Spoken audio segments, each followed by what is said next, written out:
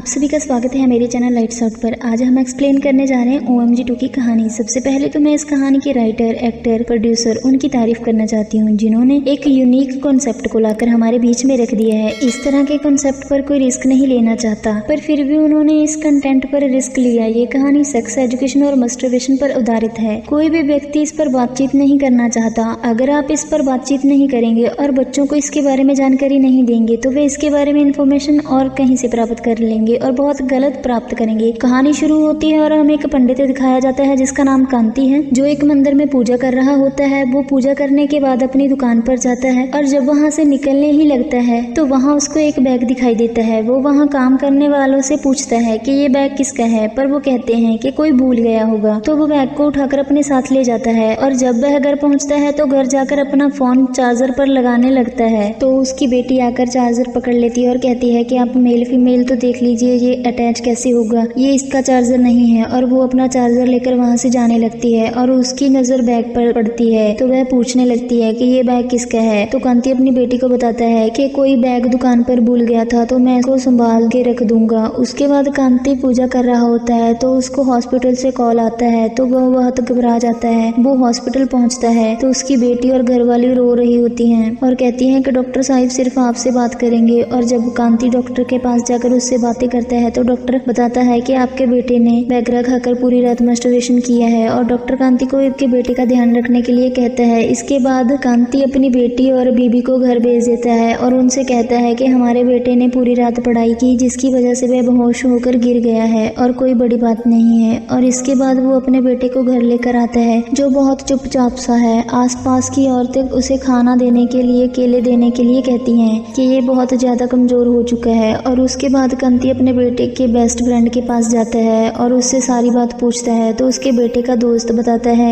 यह एक dance competition में भाग ले रहा था और बहुत अच्छा डांस कर रहा था और जो उसकी डांस पार्टनर थी वो किसी और की गर्लफ्रेंड थी। और अगले दिन उसने अपना पार्टनर चेंज कर लिया और सब उसे चिढ़ाने लगे, यह तुम्हारा प्राइवेट पार्ट का साइज कम है। उसके बाद उसे महसूस होने लगा अगर आज ये लड़की उसको छोड़ सकती है तो कल वो दूसरी लड़की भी उसे छोड़ देगी। इसको लगने लगा कि उसके प्राइवेट पार्ट का साइज कम है। उसके बाद हमने स्कूल टीचर्स से इसके बारे में बात करनी चाहिए पर उन्होंने हमें इग्नोर कर दिया और सभी कहते थे कि मस्टरबेशन करने से प्राइवेट पार्ट का साइज बड़ा हो जाता है। वो बार बार मस्टरबेशन करने लगा और एक दिन हमें रास्ते में एक आदमी मिला जो एक तेल बेच रहा था। वो कहता है कि इस तेल से प्राइवेट पार्ट का साइज बड़ा हो जाएगा और उसने उस तेल का इस्तेमाल किया पर कोई फर्क नहीं हुआ। उसके बाद हमें पता चला कि इसका सोल्यूशन मेडिसिन है और हमने मेडिसिन भी ली लेकिन उससे भी कोई फर्क नहीं पड़ा और इसी वजह से वो बार बार मस्टरबेशन करने लगा और हॉस्पिटल पहुंच गया। उसके बाद कांति वहां से उठकर चला जाता है और जब कांति जाकर घर पहुंचता है तो उसे स्कूल से फोन आ जाता है और वो अपने बेटे को लेकर स्कूल पहुंचता है और उसे वहां पर जाकर पता चलता है कि उसके बेटे के स्कूल के बाथरूम में मस्टरबेशन करते हुए वीडियो लीक हो चुकी है, जिस वजह से स्कूल की रेपुटेशन मद्देनजर रखते हुए उसका नाम स्कूल से काटा जा रहा था।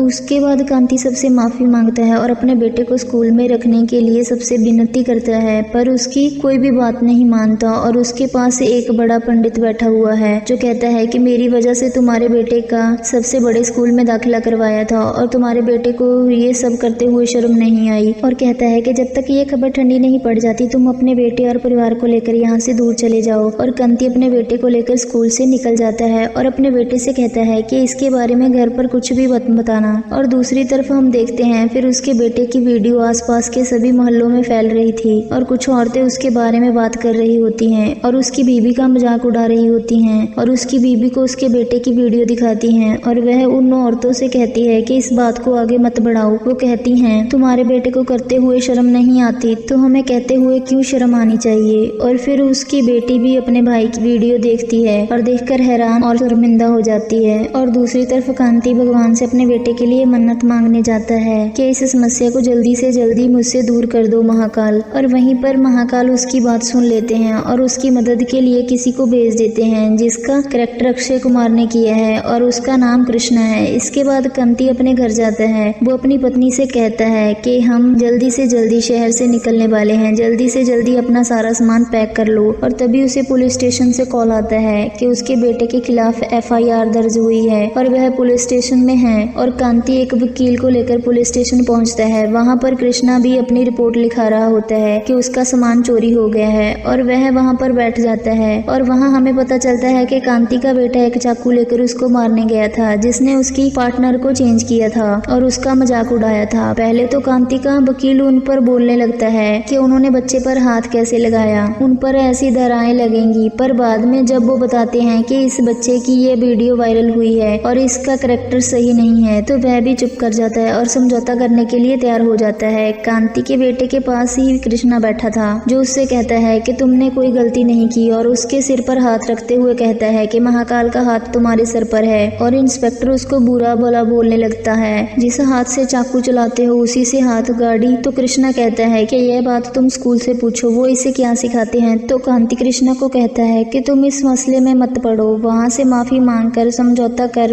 पुलिस स्टेशन से निकल जाता है। अगले सीन में कांति अपने सारे परिवार को वहाँ से निकलने के लिए रेलवे स्टेशन पर लेकर जाता है और जब स्टेशन पर बैठने के लिए किसी को उसकी लातें साइड करने के लिए कहता है तो वो कृष्णा ही होता है। और वो कृष्णा से माफी मांगता है कि उसने पुलिस स्टेशन में उससे गलत बोला और पूछता है कि तुम्हारा सामान मिल गया। वो कहता है मेरे सामान की छोड़ो, अपने बेटे को देखो। जब कांति देखता है तो उसका बेटा वहाँ पर नहीं होता और वो अपने बेटे को ढूंढने लगता है तो देखता है कि वो ट्रैक पर खड़ा है। दूसरी तरफ से ट्रेन आती है, वो उसको बचाने के लिए दौड़ता है पर पहुंच नहीं पाता और हम देखते हैं कि कृष्णा ने उसके बेटे को बचा लिया। कांति कृष्णा का धन्यवाद करता है और कृष्णा कहता है कि तुम कहां से कहां तक भागोगे, इसमें तुम्हारे बेटे की गलती नहीं है, इस पर स्कूल की गलती है। अगर स्कूल में उसे सिखाया होता तो वो ये गलती ना करता और इसमें उस हर व्यक्ति की गलती है जिसने उसे सही ज्ञान नहीं दिया। इसमें तुम्हारी भी गलती है। अगर तुम कुछ दिन गायब हो जाओगे तो उससे उसकी गलती का बोझ कम हो जाएगा और वो सारी जिंदगी सिर उठाकर चल पाएगा। वो तब ही ठीक हो सकता है जब उसे पता चलेगा कि गलती उसकी नहीं है, गलती बल्कि आप सबकी है और तुम सबको उससे माफी मांगनी चाहिए। कांति कहता है कि मैं सबको जाकर बताऊंगा कि हमारी गलती है और सभी लोग उससे माफी मांग लेंगे। तो कृष्णा कहता है कि पहले तुम तो मान जाओ कि तुम्हारी गलती है, फिर दूसरों की बारी आएगी। और अगर मैं तुम्हारी जगह होता तो यहाँ से बिल्कुल ना भागता, उन सभी लोगों पर मानहानि का केस करता जिन्होंने उसे तंग किया और उन सभी से माफी मंगवाता और उसे बताता कि ये एक युद्ध है, अगर तुम यहाँ से भागोगे तो गलत, लड़ोगे तो सही। इसके बाद कांति अपने बेटे के पास जाता है और उससे माफी मांगता है। वो शहर से बाहर नहीं जाता बल्कि सभी को घर लेकर जाता है। उसके बाद कांति सभी लोगों पर केस कर देता है जिन्होंने उसके बेटे को दवाइयाँ दी थी और स्कूल पर जिन्होंने उसे शिक्षा नहीं दी, और खुद पर भी केस कर देता है उसकी परवरिश न करने के दोष में। और सभी से महाकाल पर माथा टेकने के लिए 11, 51 और 101 का जुर्माना मांगता है और सभी को माफी मांगने के लिए कहता है और सभी अपने अपने बचाव के लिए वकील लेकर आते हैं और कांति ने भी अपना एक वकील किया होता है। दूसरी तरफ हमें कोर्ट में एक वकील दिखाई जाती है जिसका नाम कामिनी गुप्ता है, जो स्कूल के डीन की डॉटर इन लॉ है। वहाँ पर वो अपना केस लड़ रही होती है और वो केस जीत जाती है। उसके बाद वो कांति वाली कोर्ट में एंटर होती है जो स्कूल की तरफ से केस लड़ने वाली है और बाकी सभी वकीलों को कहती है कि मैं तुम्हारी तरह से केस लड़ूंगी। और कांति के वकील को वह कह देती है कि अगर तुमने यह केस नहीं छोड़ा तो कल तुम्हारी बेटी को बुलाकर उसके बेटे की वीडियो दिखाऊंगी और उससे गंदे गंदे सवाल पूछूंगी। तो यह सुनकर कांति का वकील वहां से भाग जाता है और कांति अपना केस लड़ने के लिए और तारीख मांगता है और उसे अगली तारीख दे दी जाती है। उसके बाद वो घर पहुंचता है और घर पहुंचकर कुछ सोचने लगता है और वहां से एक बैग गिरता है जो दुकान पर कोई भूल गया था और उस बैग में से एक किताब निकलती है जिसे पढ़कर उसे पता चलता है कि अपने लिए खुद ही लड़ना पड़ता है। उसका बेटा आकर उसे कहता है कि इससे तो सारे शहर को मेरे बारे में पता चल जाएगा, आप ऐसा क्यों कर रहे हो। तो कांति कहता है कि मैं इसीलिए कर रहा हूँ जो तुम सिर उठाकर शहर में चल सको, और किताबें उठाकर तैयारी करने लगता है कोर्ट केस लड़ने की। इसके बाद वह कोर्ट में केस लड़ने के लिए जाता है और अपनी चप्पलें बाहर निकाल कर चला जाता है और जज कहता है ये कोई मंदिर नहीं है। तो कांति कहता है कि ये एक नया का मंदिर है और इसके भगवान आप हैं, नया के देवता। तो केस शुरू होता है और उसकी वकील पूजा कहती है इनका बेटा गलत काम करता था, ये केस बेबुनियाद है, इनका बेटा बाथरूम में मस्टरबेशन कर रहा था। तो कांति कहता है मस्टरबेशन गलत काम कैसे हो सकता है, कौन सी गलत किताब में लिखा हुआ है कि मास्टरबेशन करना गलत बात है। इस पर कांति आपत्ति करता है तो वकील कहती है कि जरूरी नहीं कि हर गलत बात किताब में लिखी गई हो। तो कांति कहता है कि अगर स्कूल वालों ने उसे काम शास्त्र की विद्या दी होती, ये गलत काम वो बिल्कुल नहीं करता और ना ही फिर कोई उसकी वीडियो बनाता और ना ही उसका सब मजाक उड़ाते। वो आत्महत्या करने चला था। मैं मानता हूँ इसमें मेरी भी गलती थी, इसीलिए मैं 101 रुपया महाकाल के मंदिर में रख कर आया हूँ और मैं चाहता हूँ कि स्कूल वाले 101 रुपया दें और माफ़ी मांगे और स्कूल में दोबारा मेरे बेटे को रख लें। वो कहती है हिंदुस्तान में ऐसा कोई भी स्कूल नहीं है जिसमें काम शास्त्र की विद्या दी जाती हो। तो कांति कहता है कि सिलेबस में तो सालसा डांस के बारे में भी नहीं लिखा गया था। तो वो कहती है कि वो एक स्कूल एक्टिविटी है। तो कांति कहता है कि काम शास्त्र एक एक्टिविटी क्यों नहीं हो सकती। जज कहता है ये सब स्कूल में नहीं पढ़ाया जाता, अगर पढ़ाया जाता तो आपकी बात सुनी जाती। जज केस को खारिज करने लगता है। तो कांति कहता है कि मेरे पास एक किताब है जिसे पढ़कर वो बताता है कि आज से 2200 साल पहले काम शास्त्र के बारे में पढ़ाया जाता था। तो मेरे बेटे को क्यों नहीं पढ़ाया? किसने ये पढ़ाना बंद किया और क्यों बंद किया? और आप ही ने तो कहा है कि गलत बातें किताबों में नहीं लिखी जाती। आयुर्वेद जैसे ग्रंथों में भी नहीं लिखा गया कि मास्टरबेशन गलत बात है और मास्टरबेशन अश्लीलता कैसे हो सकती है। हम शिवलिंग की पूजा करते हैं, बल्कि वो तो बहुत सारी शिक्षक संस्थानों में स्थापित है। और एक पंक्ति में कृष्ण कहते हैं कि मैं ही काम हूँ। अगर देवता के मन में काम की भावना जागी तो ही सृष्टि का जन्म हुआ और मैं, आप और सब पैदा हुए। और फिर काम की कुछ पुरातन और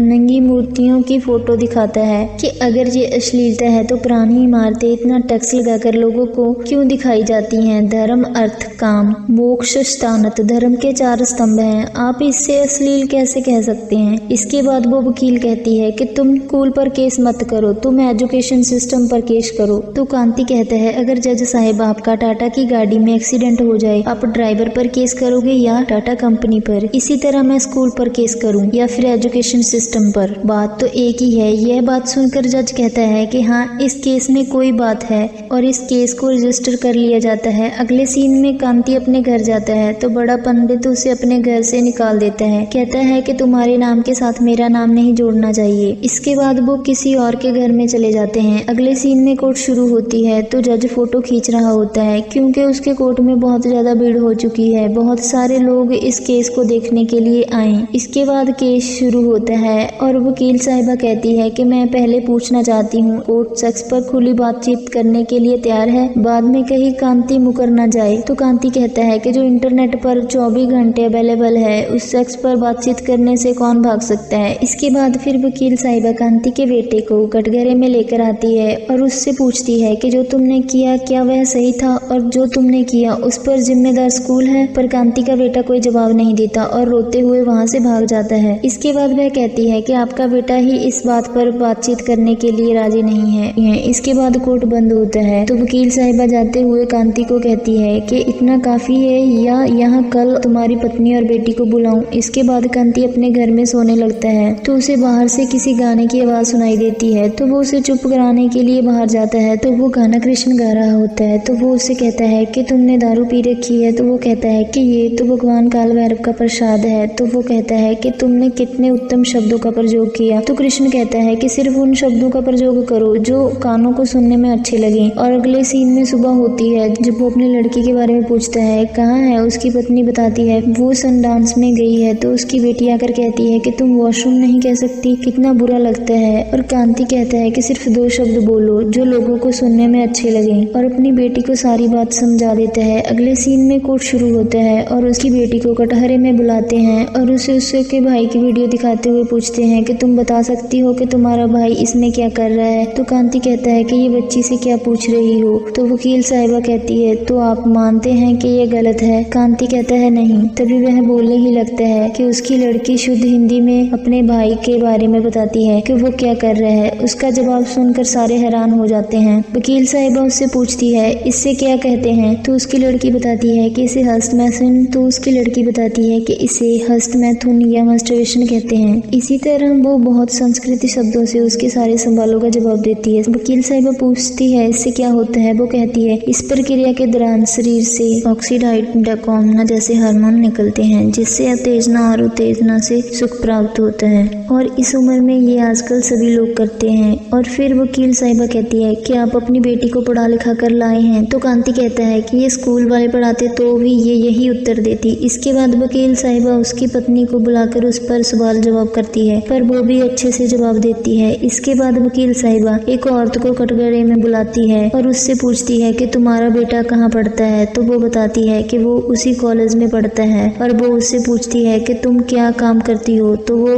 बताती है कि वो एक सेक्स वर्कर है। तो वकील साहिबा कहती है कि इस कॉलेज में किसी के साथ भेदभाव नहीं किया जाता। इसके बाद कांति से पूछा जाता है कि आप सेक्स वर्कर से कोई सवाल पूछना चाहते हैं। तो कांति कहता है कि नहीं और कोर्ट अगली तारीख दे देता है। उसके बाद कांति माथा टेकने के लिए मंदिर में जाता है तो उसे कृष्ण मिल जाता है और कृष्ण बताता है कि भगवान से सवाल पूछने के लिए आया है कि उसका सम्मान करना है। और कांति को कहता है कि अगर तुम सवाल पूछोगे तो भी जवाब मिलेगा, सवाल में ही जवाब है। अगले दिन कोर्ट में कांति कुछ मूर्ति दिखाकर उस सेक्स वर्कर से सवाल पूछता है कि आपको ये पोज करना आता है। वकील साहिबा उसे रोकने की कोशिश करती है पर वो कहता है कि आप बताइए। तो सेक्स वर्कर बताती है कि हाँ आता है। तो वह पूछता है कि आपने कहाँ से सीखा। तो वो बताती है कि मुझे मेरी दीदी ने बताया था। तो कहता है कि तुम्हारी दीदी ने कहाँ से सीखा। तो वो कहती है कि शायद उसने अपनी किसी और दोस्त से सीखा होगा। और फिर वो कहता है कि आपके पास जो मर्द आते हैं वो सुख के लिए आते हैं कि आपको उससे सुख मिलता है। वो कहती है नहीं,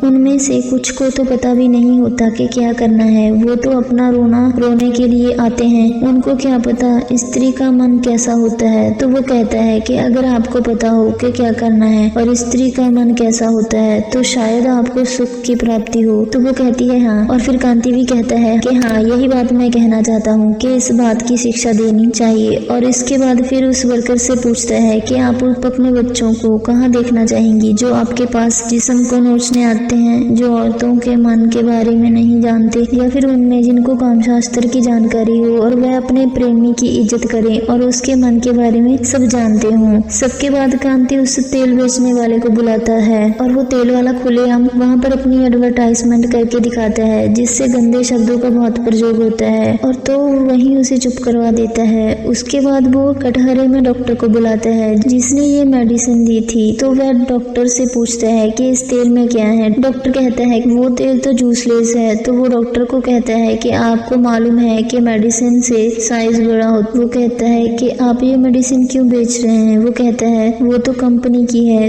फिर कांति कहता है बेच तो आप रहे हो। तो उसके बाद एक और डॉक्टर को बुलाया जाता है जो मशीन पर चेकअप करता है। उसी पर सभी का चयन किया जाता है तो सभी को दिखाया जाता है कोई ना कोई नुक्स। और जब उस मशीन से उसी डॉक्टर का चेकअप किया जाता है तो उस डॉक्टर में से नुक्स निकल जाता है। इस सब के बाद इन सभी का लाइसेंस रद्द करने का ऑर्डर दे दिया जाता है और वो उन सभी डॉक्टर से पूछता है कि अगर मेरे बेटे को स्कूल में यह सब पढ़ाया जाता आप सभी पर बहुत सारे पैसे और टाइम वेस्ट क्यों करता। तो सभी डॉक्टर कहते हैं नहीं। इसके बाद वकील साहिबा कहती है कि सारी बातें घुमा फिरा कर स्कूल पर ही आ जाती हैं जिससे स्कूल को बदनाम करना चाहते हैं। आप क्या चाहते हैं कि स्कूल में सेक्स एजुकेशन के बारे में पढ़ाया जाए। फीमेल टीचर मेल स्टूडेंट्स को बताए कि कपड़े उतारो, ऐसा करो वैसा करो। आपके पास कोई तरीका है जो गंदा ना हो। बच्चों को पढ़ाने का कहना आसान है पर पढ़ाना बहुत मुश्किल है। इसके बाद कोर्ट कांति को कुछ समय देती है कि वो पढ़ाने के बारे में सोच लें और अगली तारीख दे दी जाती है। अगले दिन कांति फिर मंदिर जाता है तो उसे वहाँ पर फिर कृष्णा मिल जाता है। कृष्णा उसके बच्चे के बारे में पूछता है तो वो कहता है कि मेरे बेटे को लगता है कि मुझे केस नहीं करना चाहिए था, मैंने उसकी बेइज्जती कर दी। कृष्णा पूछता है कि उसको लगता है क्या तुम्हें भी लगता है। मुझे आधी अधूरी बात मत बताओ, पूरी बात बताओ, सत्य हमेशा सत्य होता है। और उसके बाद वो एक कचौरी लेकर कांति को देता है। उसके बाद जब कांति कचौरी खाने लगता है तो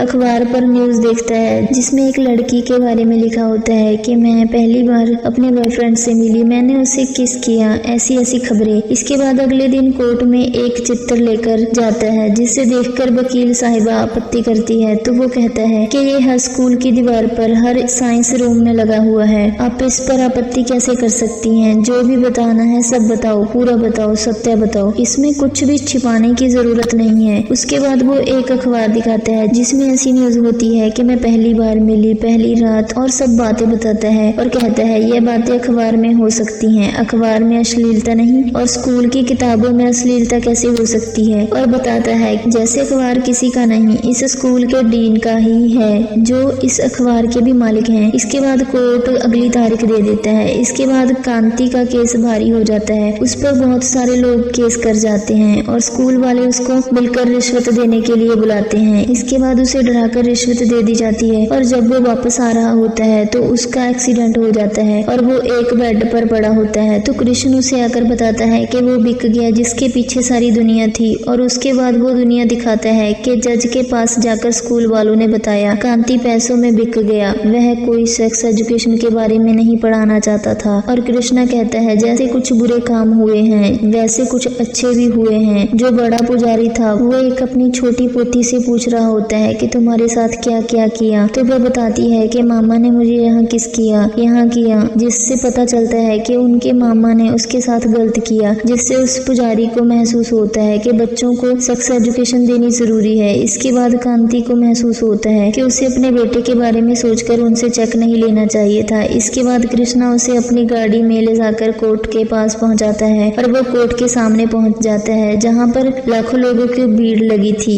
इस फैसले को सुनने के लिए। और वो वहां पर जाकर चेक जज को पकड़ा देता है कि इन्होंने मुझे खरीदने की कोशिश की। इसके बाद वकील साहिबा कहती है कि बस यह सब स्कूल को बदनाम करना चाहते हैं, जबकि इनका अपना बेटा ही अपनी गलती मानता है। वो ही कहता है कि उसने गलती की है। और पीछे से देखते हैं कृष्णा कांति के बेटे को लेकर आया और वो वकील साहिबा के पीछे खड़ा है और वो कहता है कि मैंने कोई गलती नहीं की है। तो बाद में वकील साहिबा कहती है यहाँ पर कोई ऐसा है जो सेक्स के बारे में बात करना चाहता है। तो पीछे से एक लड़का आता है जो कहता है कि हाँ मैं सेक्स एजुकेशन के बारे में जानना चाहता हूँ, और कहता है कि मैं रोज मास्टरबेशन भी करता हूँ। तो वकील साहिबा कहती है कि तुम अकेले आए हो? वो कहता है नहीं, मैं अपने पापा के साथ आया हूँ। तो वो कहती है कि मैं भी देखना चाहती हूँ कि तुम्हारा कैसा बेशरम बाप है। कौन है वो? जब वो अपने बाप की तरफ हाथ करता है तो वो जज का बेटा होता है। उसके बाद कांति का बेटा फिर वकील साहिबा से पूछता है कि मुझे वो सब कुछ कौन समझाएगा जो गूगल पर एक सर्च करने से मिल जाता है। अब्यूज, वायलेंस, ये सब कौन डिफाइन करेगा? सेक्सुअल डिसीजेस, मेरा सेक्सुअल बिहेवियर, अनबाउंड प्रेगनेंसी,